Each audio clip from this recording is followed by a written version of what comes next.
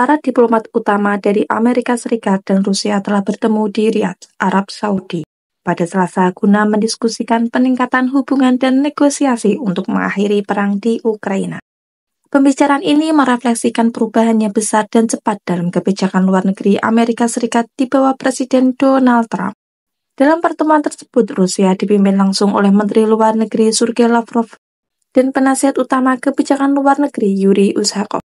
Di sisi lain, Amerika Serikat diwakili Menteri Luar Negeri Marco Rubio dan penasihat keamanan nasional Amerika Serikat Mike Waltz. Kemudian dari Arab Saudi sendiri sebagai tuan rumah diwakili Menteri Luar Negeri Pangeran Faisal bin Farhan Al Saud. Turut mendampingi Pangeran Faisal adalah penasihat keamanan nasional Saudi, Musaid bin Muhammad Al-Aiban. Dalam pertemuan tersebut, tidak ada pejabat Ukraina yang terlihat. Setelah pertemuan itu, Rubio mengatakan bahwa Amerika Serikat dan Rusia telah menyetujui 4 prinsip kesepakatan yang akan dilaksanakan. Pertama, mereka setuju untuk mengganti staf di masing-masing kedutaan, baik di Washington maupun Moskow, dan menunjuk tim tingkat tinggi untuk melanjutkan negosiasi. Poin kedua adalah bahwa kami akan menunjuk sebuah tim tingkat tinggi dari pihak kami untuk membantu jalannya negosiasi dan bekerja hingga akhir konflik di Ukraina dalam cara yang berkesinambungan dan dapat diterima oleh semua pihak yang terlibat. Poin ketiga, menurut Menlu Amerika Serikat ini adalah bahwa mereka akan mulai bekerja pada level yang tinggi juga untuk mengawali diskusi memikirkan dan memeriksa kerjasama geopolitik dan ekonomi yang dapat ditindaklanjuti sebagai hasil dari berakhirnya konflik di Ukraina.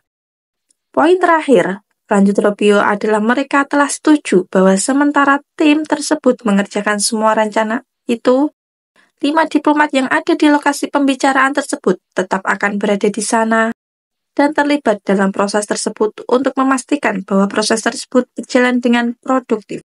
Penasihat Keamanan Nasional Amerika Serikat, Mike Waltz, yang juga menghadiri pertemuan tersebut, menegaskan kembali komitmen pemerintah Amerika Serikat untuk mengakhiri perang. Penasihat Keamanan Nasional Amerika Serikat, Mike Waltz, mengatakan bahwa negosiasi akan berfokus pada wilayah dan jaminan keamanan. Ini harus menjadi akhir permanen dari perang dan bukan akhir yang sementara yang telah kita saksikan di masa lalu. Akan ada beberapa diskusi tentang wilayah dan akan ada diskusi tentang jaminan keamanan, kata Mike Waltz. Namun, dia tidak memberikan rencana detail apapun terkait bagaimana kedua belah pihak berencana untuk menyelesaikan persoalan konsesi teritorial yang rumit. Secara terpisah, Menteri Luar Negeri Rusia Sergei Lavrov mengatakan pada Selasa bahwa Rusia dan Amerika Serikat tidak hanya mendengar tetapi saling menyimak dalam pembicaraan di Riyadh tersebut. Pembicaraan itu menurut saya sangat bermanfaat. Kami tidak hanya mendengarkan, tetapi saling menyimak. Dan saya memiliki alasan untuk percaya bahwa pihak Amerika Serikat telah menjadi lebih memahami posisi kami, yang telah kami sampaikan sekali lagi dalam detail dan dengan contoh-contoh yang spesifik, dengan dasar berbagai pernyataan dari Presiden Putin, kata Lavrov dalam konferensi pers. Pertemuan antara diplomat utama kedua negara di Riyadh pada Selasa adalah paling penting sejak dimulainya konflik Rusia-Ukraina. Pertemuan ini juga bertujuan untuk membuka jalan bagi pertemuan antara Presiden Amerika Serikat Donald Trump dan Presiden Rusia Vladimir Putin. Lalu, mengapa harus di Arab Saudi? Kenapa bukan di negara lain? Mengutip dari CNBC News, Arab Saudi terpilih karena memiliki hubungan pribadi yang baik dengan pemimpin Amerika Serikat Donald Trump dan pemimpin Rusia Vladimir Putin.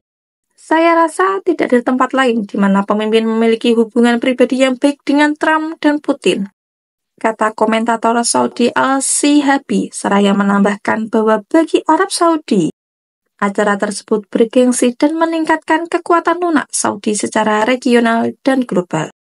Ukraina secara perlahan tetapi pasti mengalami kekalahan melawan pasukan Rusia yang berjumlah lebih besar dalam perang yang menelan banyak korban yang dimulai hampir 3 tahun lalu. Presiden Ukraina sendiri, Volodymyr Zelensky, telah mengatakan bahwa negaranya tidak akan menerima hasil apapun dari pembicaraan pekan ini.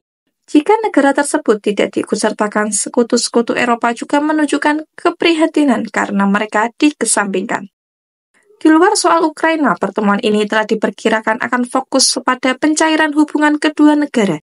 Di luar soal Ukraina, pertemuan ini telah diperkirakan akan fokus pada pencairan hubungan kedua negara yang sebelumnya telah jatuh di tingkat paling rendah dalam beberapa dekade terakhir. Menurut kalian gimana guys? Kira-kira kapan pertemuan puncak antara Trump dan Putin? Dan pertemuan puncak negosiasi antara Putin dan Zelensky? Di kolom komentar ya. Jangan lupa like and share ke teman-teman kalian supaya teman-teman kalian juga tahu berita terupdate baik dalam dan luar negeri. Terima kasih.